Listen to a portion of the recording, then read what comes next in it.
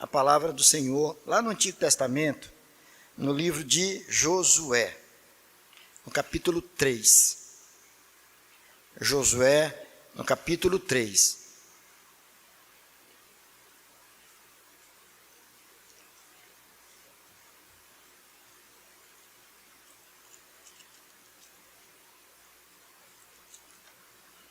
São apenas 17 versos e que fala da passagem do povo de Israel pelo rio Jordão. Passagem do povo de Israel, que tinha saído do Egito, da escravidão do Egito, foram libertados e agora vão em caminho passar pelo rio Jordão. Então diz assim a palavra do Senhor. Levantou-se, pois, Josué de madrugada, e tendo ele e todos os filhos de Israel partido de Sitim, vieram até ao Jordão e pousaram ali, antes que passassem. Sucedeu, ao fim de 3 dias, que os oficiais passaram pelo meio do arraial e ordenaram ao povo, dizendo: quando virdes a arca da aliança do Senhor, vosso Deus, e que os levitas, sacerdotes, a levam, partireis vós também do vosso lugar e a seguireis. Contudo, haja a distância de cerca de 2.000 côvados entre vós e ela.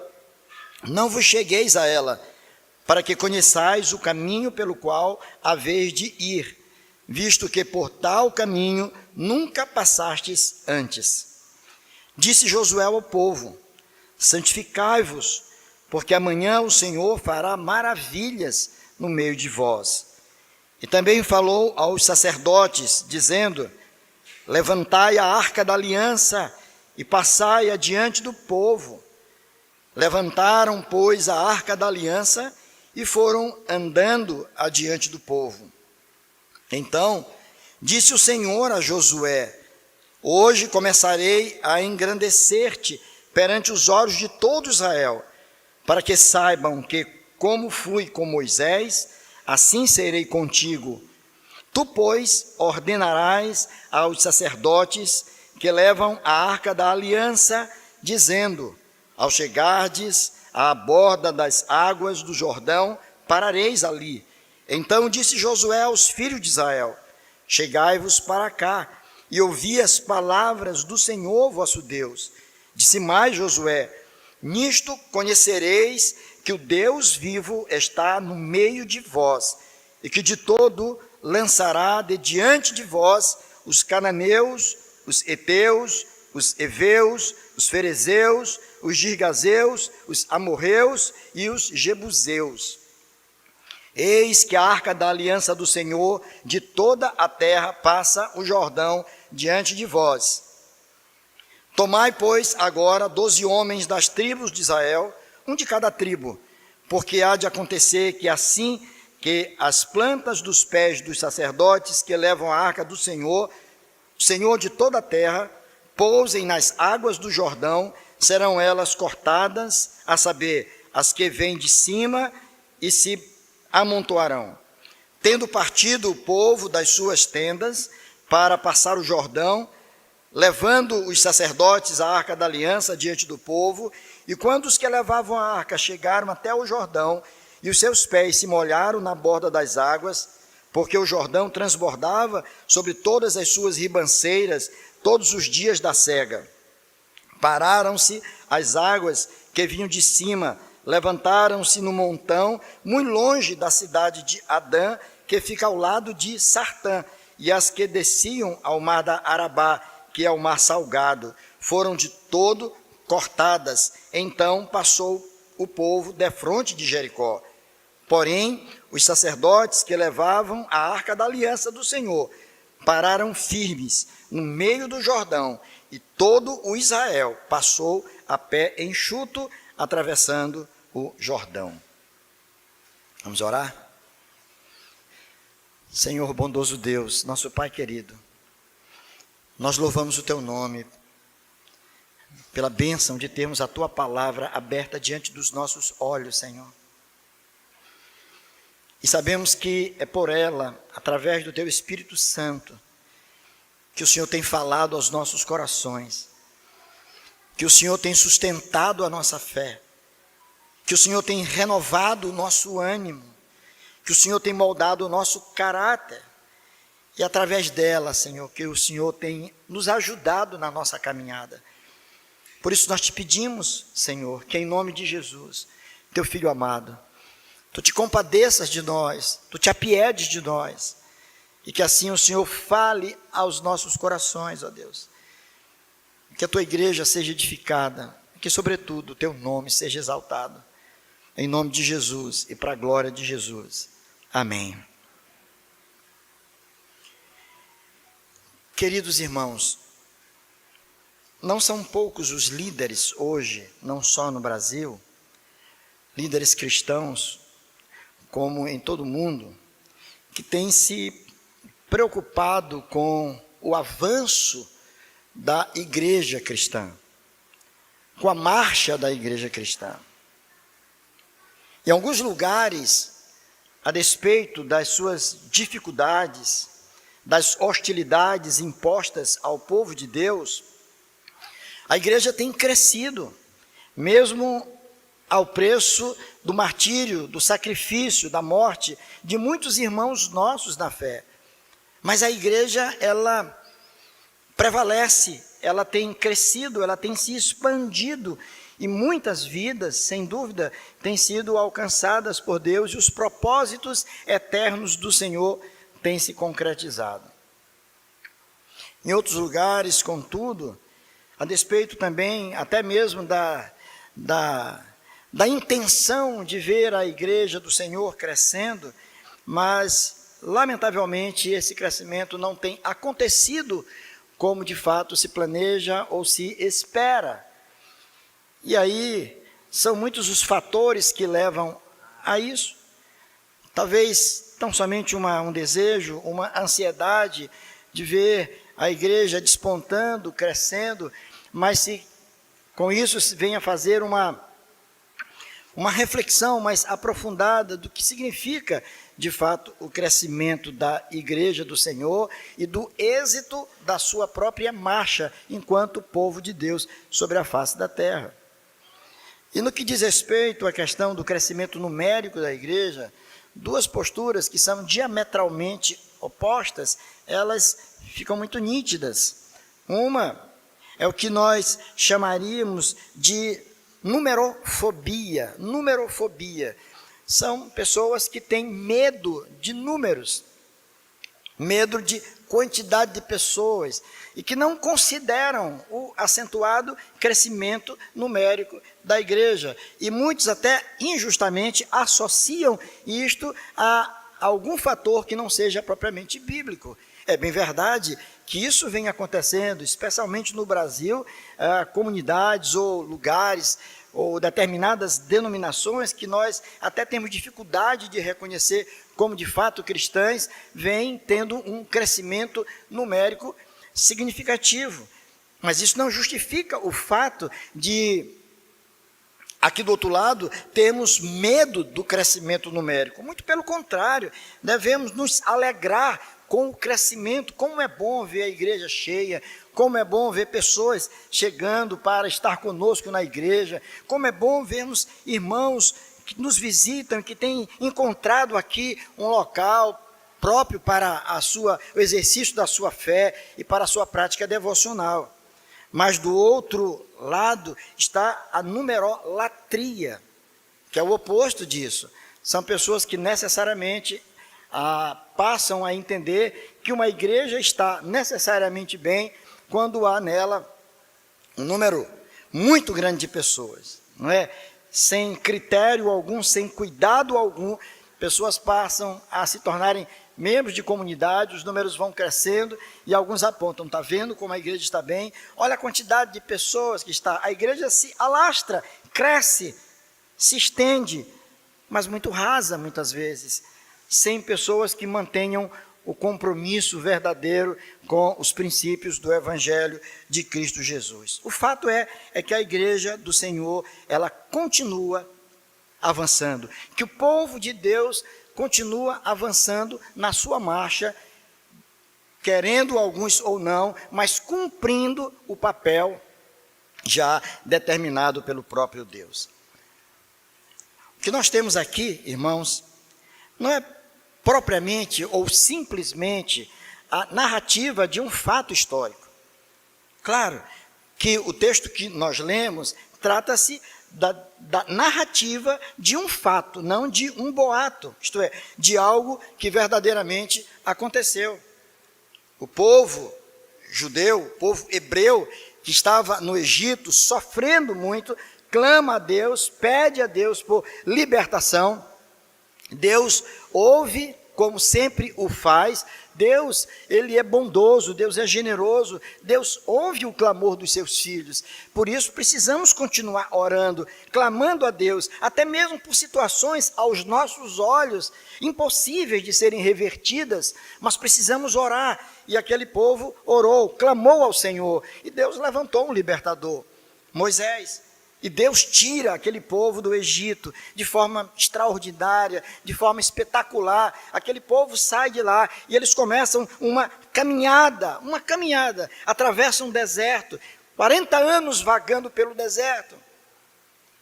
O seu líder agora é morto, o Senhor o toma para si, Moisés, e Deus então levanta um outro líder, Josué, que era um discípulo de Moisés. E agora Deus não somente chama, convoca, vocaciona a Josué, mas Deus o habilita, Deus o ajuda, Deus o desafia a crer nele, a acreditar que ele, o Senhor, estaria com Josué todos os dias.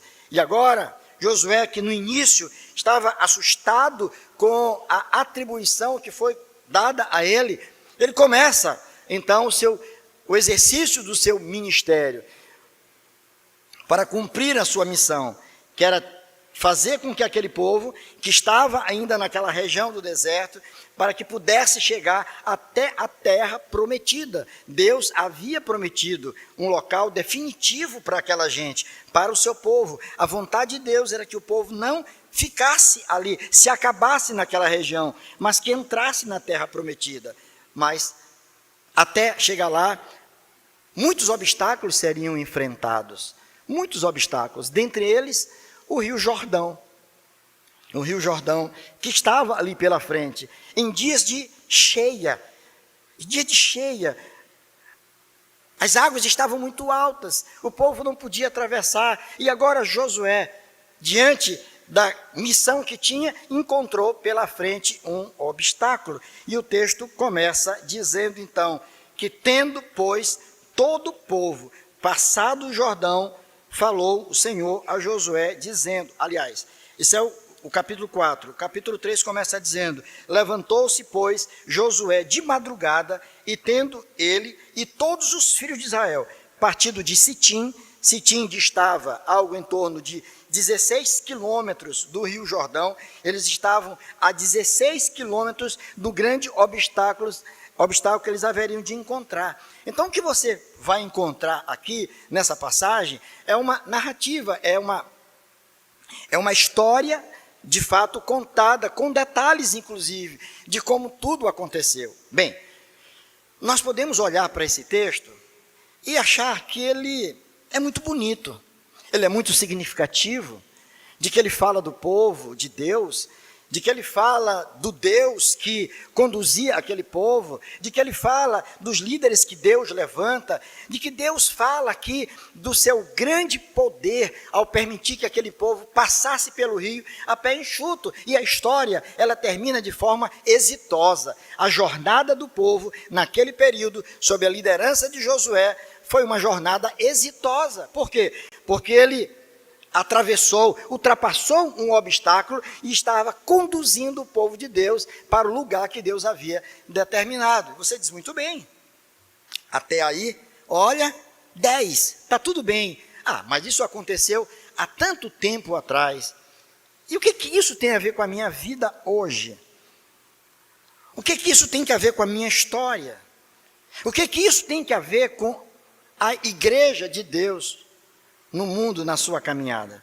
Tem tudo a ver, porque a Bíblia nos fala da história da redenção, de como esse Deus maravilhoso, Ele tem trabalhado para restaurar vidas, para abençoar o seu povo, para conduzir o seu povo durante toda a sua trajetória terrena, conduzindo esse povo para o seu destino eterno. No caso aqui, o destino era Jerusalém. No nosso caso hoje, não mais a Jerusalém física, mas a Jerusalém celestial. Aqui é uma perspectiva escatológica também. Nós estamos caminhando para aquele dia onde todos nós estaremos com o Senhor. Estamos caminhando para aquele encontro maravilhoso, onde o Senhor vai dizer: vinde benditos de meu Pai. Onde o Senhor colocará um ponto final na história da humanidade. Onde a igreja do Senhor terá cumprido todo o seu papel. Onde a igreja do Senhor, formada por pessoas que foram alcançadas pela graça de Deus, perseverarão na fé, apesar das suas lutas, apesar dos seus tropeços. Muitos vão chegar com os joelhos feridos, muitos vão chegar quebrados, machucados, muitos serão salvos, como diz Paulo, escrevendo aos Coríntios, como que através do fogo, mas chegarão lá, porque o Deus que as chamou é o Deus que as sustentará até aquele dia onde habitarão com o Senhor na eternidade. Mas enquanto isso, a igreja do Senhor, o povo de Deus, continua na sua missão, continua caminhando, mesmo em meio a hostilidades, a adversidades, mesmo em meio a situações controversas, mas a igreja do Senhor continua aqui marchando. A igreja do Senhor continua firme, olhando para o autor e consumador da sua fé, proclamando o evangelho, sustentando a sã doutrina, se reunindo como uma comunidade que ama verdadeiramente ao Senhor nosso Deus. O livro de Josué, ele é um livro muito bonito, é um livro histórico, que trata da vitória da fé e da glória que Deus recebe quando o povo de Deus crê e o obedece. Você vai encontrar isso no livro de Josué. A vitória da fé, a vitória de um povo que, mesmo diante de tantas situações difíceis, mesmo diante de oscilações na sua estatura de fé, ainda assim é um povo que vai alcançar aquilo que Deus realmente prometeu a eles. Então é uma história muito, muito bonita. Nós fazemos parte dessa história. Isso aqui não está tratando apenas daquele povo, está tratando de nós como igreja do Senhor Jesus também nos nossos dias. Assim como aquele povo encontrou aquele grande obstáculo, nós temos muitos obstáculos. Não propriamente o Rio Jordão, não é o Rio Jordão que está nos impedindo de chegar do outro lado, mas são tantos outros obstáculos que muitas vezes você para no meio da jornada e olha e diz: não, daqui não tem condições de ir, daqui não dá para avançar, eu não posso continuar a minha viagem porque não dá.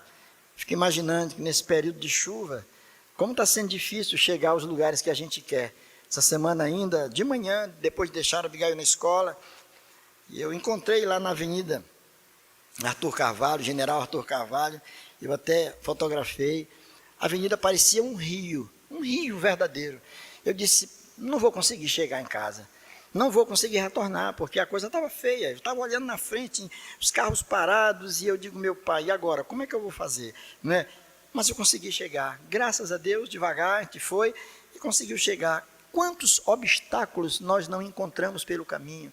Meu irmão, quantos obstáculos você tem encontrado para manter firme a sua fé, para continuar de forma íntegra a sua marcha como crente em Cristo Jesus? E nós como igreja, eu diria até nós como igreja, não só a igreja numa perspectiva universal, total, mas nós como igreja local, aqui a igreja presbiteriana do Calhau, quantos obstáculos nós não temos enfrentado, quantas dificuldades nós não enfrentamos, mas Deus tem nos dado a graça de continuar, e a prova de que Deus tem nos abençoado é que em 2011 começamos numa salinha, apenas uma sala, de 4 metros por 10, que cabia todo mundo, que dava para todo mundo, os cultos eram tranquilos, podíamos chamar os nossos visitantes, que sobrava lugar. Mas o espaço se tornou pequeno, já não cabia mais, e agora tivemos que ter um outro local, e Deus nos favoreceu com essa bênção de estarmos aqui. E eu creio firmemente que vai chegar o momento que esse templo também vai ficar muito pequeno, para que acolha tantas pessoas que querem adorar ao Senhor conosco. Enfrentamos obstáculos, enfrentamos lutas, mas Deus vai abrindo o caminho, Deus vai abençoando a nossa caminhada de tal maneira que a gente possa cumprir fielmente o seu chamado, o nosso chamado. A pergunta que eu faço aqui, diante do que nós vemos, eu poderia dizer que ao olhar para esse texto, eu compreendo que a marcha do povo de Deus, ela é, de fato, exitosa, apesar das dificuldades. Guarde essa proposição no seu coração. Eu vou repetir, a marcha do povo de Deus, é exitosa, apesar das dificuldades. Como é que nós podemos justificar essa afirmação com base nesse texto que nós lemos? Como é que podemos apontar para isso como sendo algo verdadeiro? Esse êxito, meus irmãos, acontece considerando 3 fatores. Eu queria que você guardasse no seu coração isso. E eu estou muito consciente disso, irmãos. 3 fatores. O primeiro deles, há êxito na jornada, na nossa jornada, quando líderes fiéis estão à frente do povo. Quando líderes fiéis, quando homens e mulheres levantados pelo próprio Deus, quando Deus atribui responsabilidades a estes líderes, quando eles são fiéis ao Senhor e se mantêm não à sombra, não atrás, não escondidos, mas à frente do povo, à frente, como modelos, como exemplos, como instrumentos usados pelo próprio Deus para motivar esse povo, para animar o povo, para dizer: vamos, eu estou na frente, sigam-me, vamos aqui, é o Senhor que está nos chamando, creiam, animem-se, irmãos, venham. A coisa funciona. Líderes precisam entender isso. E observem como começa a narrativa. Ela começa dizendo: levantou-se, pois, Josué. O que diz demais? Levantou-se que horas? De madrugada. Josué se levantou de madrugada. Era um líder. E não somente ele e os seus oficiais, e os sacerdotes, levitas, se levantaram e disseram: vamos. Já pensou se fosse ao contrário? Se Josué estivesse dormindo, se embalando numa rede, tranquilo, e o povo batendo lá na porta dele, dizendo: Josué, vamos, o Senhor está dizendo para a gente marchar, acorda, homem, vamos lá que tem muito para a gente fazer. Líderes vão à frente. Líderes dão o exemplo. Líderes animam. Líderes se expõem. Olha o que diz o texto. No verso 6, olha lá. E também falou aos sacerdotes, dizendo: levantai a arca da aliança e passai adiante do povo. Levantaram, pois, a arca da aliança e foram andando adiante do povo. Isso foram sacerdotes. Eles foram adiante do povo, fazendo o quê? Transportando a arca. O que representava a arca? A arca que fora construída pelo menos uns 40 anos antes, no Sinai, fora feita lá. E dentro dela estavam as tábuas da lei, que representavam a expressa vontade de Deus para o povo. Era a norma básica, era a constituição do povo, estava ali. Era o que Deus esperava e queria que aquele povo fizesse. Estava claro ali. Era a própria presença de Deus no meio do seu povo. Então, o texto está dizendo que os líderes, naqueles dias, eles estavam à frente do povo, mas não de qualquer forma. Não como sendo eles as referências. Eles estavam tão somente transportando a arca. Os olhos do povo tinham que estar na arca. Olha ali, ó, ali onde o Senhor está indo. O Senhor está abrindo o caminho. Aonde a arca estava indo, era para lá que o povo deveria ir. E quem estava transportando a arca eram exatamente os líderes. A responsabilidade dos líderes é transportar essa arca. Eu fui certa feita lá numa das livrarias evangélicas no centro, lá tinha uma arca grande. E eu achei aquilo, pensei que fosse apenas para ilustrar alguma coisa. Eu perguntei lá, vem cá, alguém compra isso? Ih, pastor, tem que compra. Tem igreja que está isso bem na frente do altar e acredita que quem botar a mão nela lá vai ser abençoado. Eu digo, olha, totalmente fora. Hoje nós temos a palavra do Senhor. Deus se faz presente sempre que a sua palavra está sendo pregada fielmente. Deus está conosco. Os líderes, nós, líderes que fomos chamados pelo Senhor, temos a responsabilidade de transportar isso, de sinalizar o reino de Deus, dizer, olha, a palavra do Senhor está aqui, é para cá que nós vamos, não é para lá. Todo mundo pode estar indo em uma direção, mas o que é que diz? Onde é que está o Senhor? É para cá que eu vou. Não importa se o caminho que nós estamos indo é um caminho estreito, se são poucas pessoas que vão por ele, mas esse é o caminho que conduz à salvação. Deixa o caminho largo para quem quer se divertir, para quem quer brincar, para quem acha que a vida se limita somente aos festejos, a isso aí, essa alegria que eles conhecem. Mas vamos seguir o outro caminho, é para lá que a arca está indo, é para lá que a palavra de Deus está apontando, é ali que os sacerdotes estão, e eu quero estar onde eles estão, porque eles estão com o Senhor. Os sacerdotes, como líderes, eles também deveriam orientar o povo. No verso 3, diz assim, e eles, não é? E ordenaram ao povo, dizendo, quando virdes a arca da aliança do Senhor, vosso Deus, e que os levitas sacerdotes a levam, partireis vós também do vosso lugar e a seguireis. Então a ideia aqui é exatamente essa, que aqueles homens que Deus havia levantado, juntamente com Josué e aqueles sacerdotes levitas, eles deveriam então orientar o povo, é dizer ao povo qual o caminho que eles deveriam seguir. Todos apontavam numa mesma direção. E sabe, irmãos, eu louvo a Deus pela igreja que nós servimos, a nossa denominação. E eu não reduzo o reino de Deus à Igreja Presbiteriana do Brasil, de forma nenhuma, longe de mim essa ideia, nunca tive, de que somos a igreja verdadeira, é a mais correta, é a mais... Não é nada disso.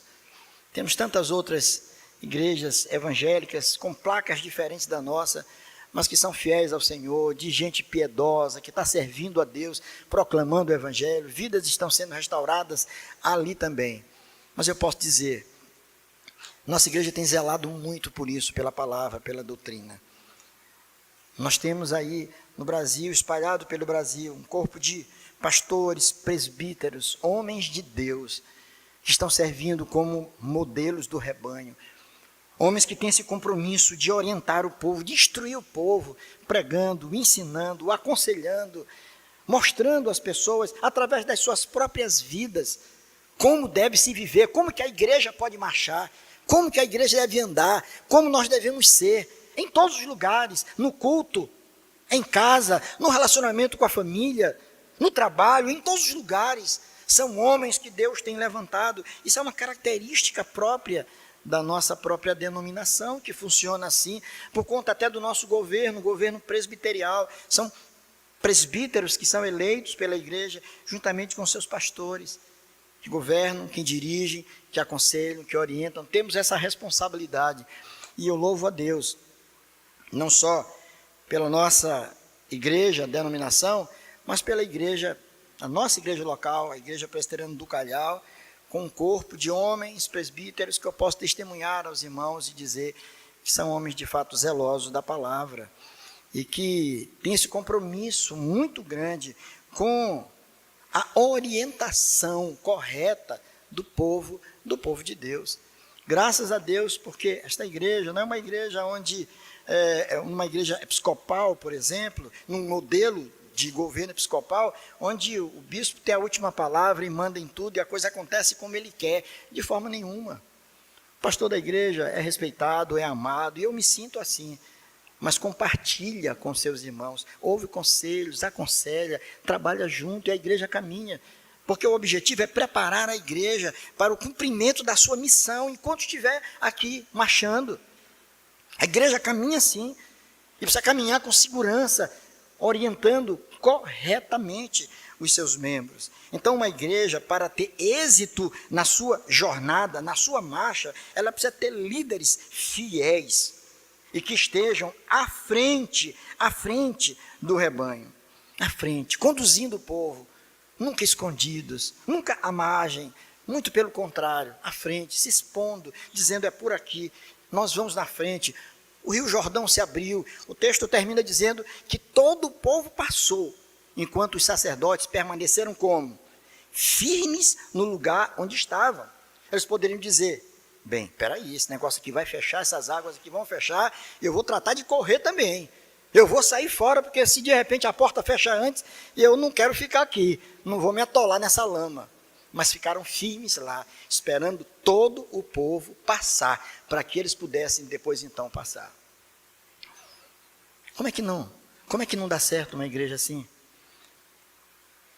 Como é que não dá certo uma igreja formada, composta por líderes fiéis que vão à frente do rebanho? Por isso a igreja precisa orar pelos seus líderes, porque apesar de serem fiéis e tementes a Deus, mas são homens, são seres humanos que enfraquecem, que falham, que erram. E precisamos orar para sustentar esses homens, de tal maneira que eles se mantenham firmes. Pastores, presbíteros, diáconos. Então, o êxito da jornada, na jornada da igreja, da marcha do povo de Deus, ela se dá em primeiro lugar quando líderes fiéis estão à frente do povo. Mas não é só isso. Nós vamos encontrar aqui um outro fundamento também.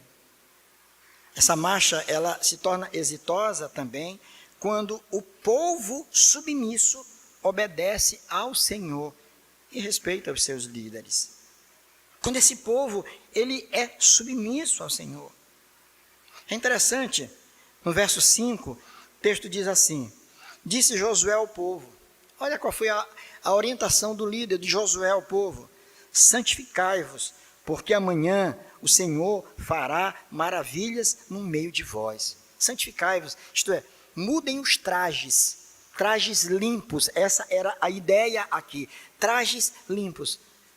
Se santifiquem, se preparem para aquilo que Deus vai fazer. O Senhor vai operar, mas o povo precisava entender isso, caminhar em santidade de vida, em obediência a Deus, submissão ao seu líder. A orientação era essa, Deus não iria manifestar da sua graça e fazer algo grandioso, enquanto o povo estivesse mergulhado em pecado.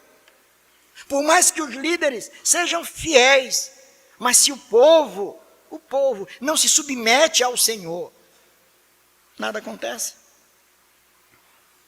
Observem também o verso de número 9, o que tem lá no verso 9, diz assim, então disse Josué aos filhos de Israel, olha só, olha o que Josué diz aos filhos de Israel, chegai-vos para cá e ouvi as palavras do Senhor vosso Deus. Cheguem para cá, ouçam aquilo que Deus tem a dizer. Olha esse povo, olha esse espírito gregário do povo, essa vontade de estar junto, de junto ouvir as instruções de Deus. O que Deus tem para nos dizer? Isso é bem característico quando o povo se reúne para prestar um culto ao Senhor. Nós estamos aqui cultuando a Deus, estamos todos juntos aqui no mesmo espaço físico, com os ouvidos abertos, ouvindo aquilo que Deus está falando ao nosso coração, através da exposição da palavra. Uma igreja cresce assim, uma igreja cumpre cabalmente a sua missão assim, ainda que seu número de membros não seja um número tão exponencial, tão significativo, tão grande. Mas a fidelidade existe. Mas aqui, esse é um princípio que não pode ser esquecido de forma nenhuma. Líderes fiéis, um povo submisso ao Senhor. Líderes que vão à frente do povo e povo que seguem os seus líderes porque eles estão seguindo ao Senhor. Pessoas que se deleitam na palavra, que têm prazer de ouvir a palavra. Pessoas que param tudo que estão fazendo para se dirigir a um templo, mesmo debaixo de chuva, mesmo quando o templo está fechado, como nós chegamos aqui. Mas mesmo assim, pessoas que dizem, não, eu vou para a igreja, eu vou cultuar ao Senhor, eu quero ouvir aquilo que Deus tem a falar ao meu coração nesta manhã, é lá que eu vou, é lá, e Deus vai se manifestar, e ali eu preciso disso. São homens e mulheres que se submetem ao Senhor.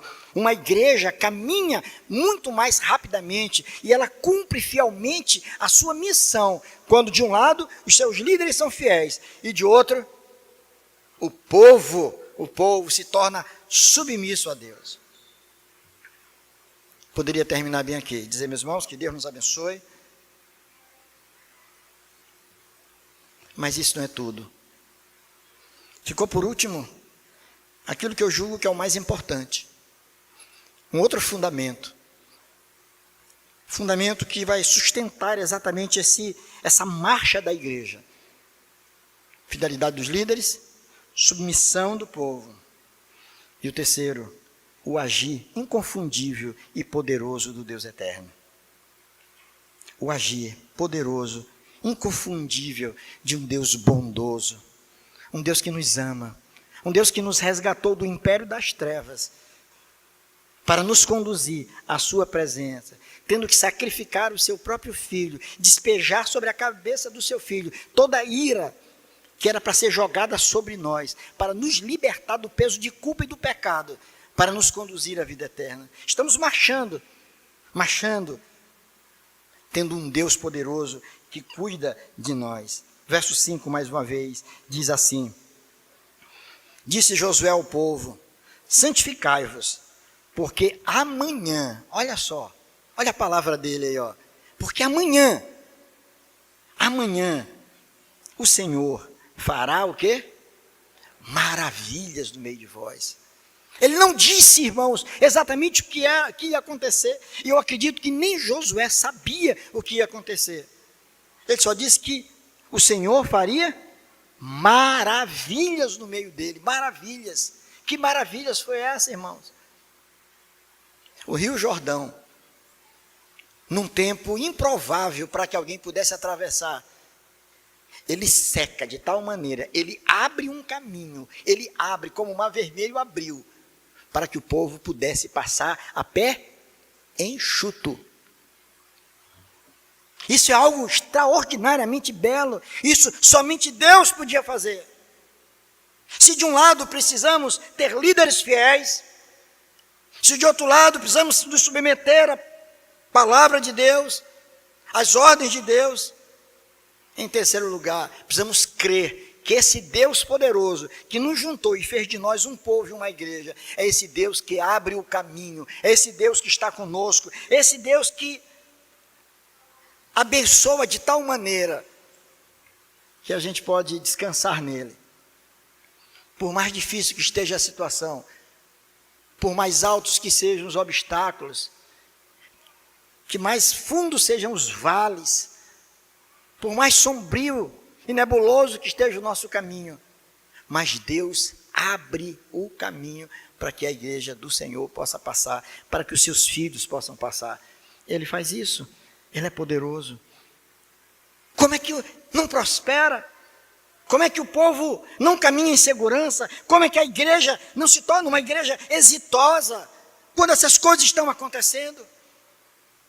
É Deus, de forma poderosa, agindo no meio do povo. Olha o que ele diz no verso 10, do que ele vai fazer com os inimigos daqueles que se levantam contra o seu povo. E disse mais Josué, nisto conhecereis que o Deus vivo, aonde está esse Deus vivo? No meio de vós. Está no meio, Ele está aqui, Ele está presente. E a presença dele é espiritual. Os nossos olhos não podem ver, mas Ele está aqui conosco. Diz, Ele está no meio de vós, e que de todo lançará de diante de vós os cananeus, os heteus, os heveus, os ferezeus, gigazeus, amorreus, jebuseus. E quem mais se levantar? É o Senhor que vai aniquilar a força do inimigo, para que a sua igreja possa chegar a seu destino. O destino daquele povo era Jerusalém, o destino da igreja é Jerusalém celestial. E ninguém vai impedir que isso aconteça. Ninguém vai impedir que o Senhor receba a sua igreja na glória. Por isso, nosso dever é continuar marchando, irmãos. Vamos continuar marchando, irmãos.